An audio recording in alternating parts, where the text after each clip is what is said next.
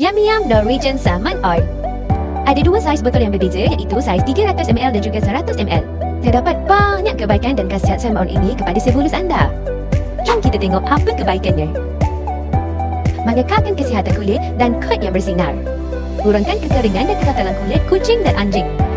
Ia mengandungi omega 3 yang menyokong kesihatan kardiovaskular. Ia meningkatkan sistem imunisasi. Mempunyai DHS membantu pagar-pagar otak dan mata. Ia mengandungi anti radang yang bermanfaat dan mengurangkan kesakitan sendi.